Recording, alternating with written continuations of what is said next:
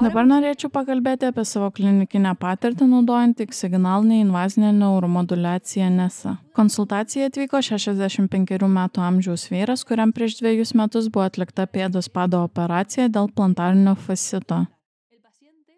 Pacientas patyrė didelį skausmą su funkciniu bejėgiškumu pėdoje ir sudeginimo pojūčiu, kuris neleidžia užmigti, nes naktį jaučiamas paūmėjimas. Po ilgus metus trukusios reabilitacijos, nes jis visą tą laiką lankė fizioterapijos užsiėmimus, nusprendėme paskirti jam pasyvų gydymą su X signal, kad sumažintume neuropatinį skausmą ir pagerintume jo gyvenimo kokybę. Pradėjome nuo 3-4 centrinių seansų, taikydami kryptingąjį elektrodą ties C6 ir C7 ir atlikdami procedūrą globaliu lygiu.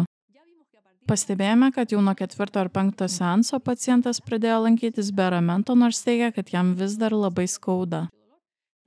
Bet kuriuo atveju jam nebereikėjo vaikščioti naudojant pagalbinės priemonės.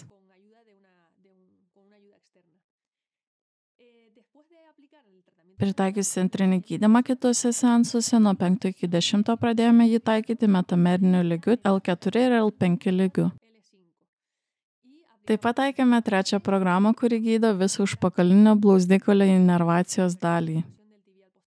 6 programą taikėme, kad sumažintume neuropatinį skausmą, o 7 programą 15 minučių taikėme pabaigoje, kad pagerintume visos srities tropizmą. Seansams įsibėgėjus nuo 10-11 seanso pusvalandžiui pradėjome sutelkti dėmesį į skausmo tašką pėdos pade, naudodami 3, 6 ir 7 programą. Vėlesnių seansų metu pradėjome mažiau naudoti 6 programą ir padidinome 7 programos trukmę, kuri yra daug galingesnė, tačiau iš pradžių ji gali neturėti norimo efekto. Nuo 15-16 seanso pacientas pradėjo jausti didelį pagerėjimą, jis pradėjo eiti pasivaikščioti su žmona ir jo miegas pagerėjo, nes nebeužsiminė apie skausmus, kurie jį kamuodavo naktį. Šis pacientas dalyvavo 20 seansų. Per 20 seansų pavyko ne tik sumažinti skausmą, bet ir pagerinti funkcinį pajėgumą bei gyvenimo kokybę. Šiam pacientui 65 metai ir jis vis dar norėjo dirbti, tačiau jam turėjo būti išduotas nedarbingumo pažymėjimas, bet dėl šio gydymo jam to neprireikė.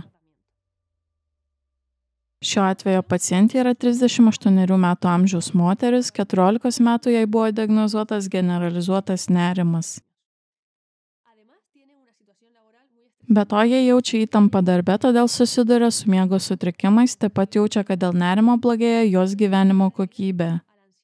Pradėjome gydymą 1 programa, trukusią pusvalandį, tęsime su 7 ir 8 programa centralizuotai ties C6 ir C7. Pradėjome nuo pacientės kontakto su terapija, kad iš pradžių apsiprastų. Seansams įsibėgėjus pradėjome taikyti 2 programą, kuri veikia klajoklinio nervo ventralinę sritį, o taikydami 7 programą veikiame C6 ir C7 centriniu lygiu. Nuo 3 ir 4 seanso pradėjome taikyti gydymą ties krūtinkaulio rankena, 15 minučių naudodami 2 programą ir 45 minutės 7 programą. Tokiu būdu seansų metu reguliavome vagalinį toną ir galėjome patikrinti, ar ši moduliacija sutampa su pacientės simptomų ir savijautos pagerėjimu. Pacientė pradėjo geriau miegoti, o per 15 sesijų pastebėjome didelį pagerėjimą, ne tik pagal tai, ką mums pasakojo pacientė, bet ir atlikus Pittsburgo testą, kurio matuojama miego kokybė, ir pagal GAT7, kurio matuojamas žmogaus nerimas. Ši pacientė 1 savaitę atvyko 4 seansams, 2 savaitę atvyko 3 seansams, 3 savaitę jie atvyko 2 seansams, o vėliau atvykdavo kartą per savaitę. Šiuo metu tam, kad būtų palaikoma pacientės būklė, jie atvyksta į seansus 2 kartus per mėnesį, kad galėtų susidoroti su veiksniu, kuris pablogino jos būklę, tai yra nerimu, kurį patiria darbe. Pacientės būklei gerėjant, ji taip pat pakeitė savo gyvenimo būdą, pradėjo daugiau sportuoti, mes jai pristatėme keletą priemonių, kurios padės užkirsti kelią blogai savijautai. Šiuo atveju į NESA terapiją atvyko pacientė iš senosios klinikos, kuri pas mus gydėsi daugelį metų dėl uodegikaulio lūžio. Po 5 metų dėl lūžio jai išsivystė lėtinis skausmas. Taigi pacientė buvo patyrusi uodegikaulio lūžį ir po 5 metų ji toliau kentė lėtinį skausmą. Vartojo daug vaistų ir taip pat lankėsi skausmo gydymo klinikoje. Ši pacientė 5 metus buvo skausmo gydymo klinikos pacientė ir buvo gydoma stipriais vaistais, blokadomis uodegikaulio srityje bei operacinėje taikant radiodažnio terapiją. Skausmas nemažėjo ir mes pradėjome taikyti NESA terapiją. Ši negalia jai sukėlė ir su miegu bei nerimu susijusių problemų, kurias pradėjome gydyti centralizuotai. Vėliau šias problemas gydėme ant krūtinkaulio rankenos uždėdami kryptingai į elektrodą. Pagerėjus bendrai pacientės psichikos būklei galėjome pradėti gydyti ir uždėti kryptingai į elektrodą ties kryžkauliu naudodami 3 bei 6 ir 7 programas. 6 programa iš pradžių pagerino pacientės gyvenimo kokybę, nesumažino skausmą, bet po kelių seansų, kai vyko 10-11 seansas, pamatėme, kad skausmui nebebuvo daromas poveikis. Dėl to pradėjome mažinti gydymą 6 programa ir skyrėme daugiau laiko 7 programai ir tuo metu skausmo intensyvumas taip pat ėmė mažėti. Pacientams, kurie jau ilgą laiką kenčia skausmus, reikia daug seansų, maždaug 3 ar 4 per savaitę. Ir matant, kad situacija gerėja, seansų skaičių galima mažinti, kaip nutiko šiuo atveju.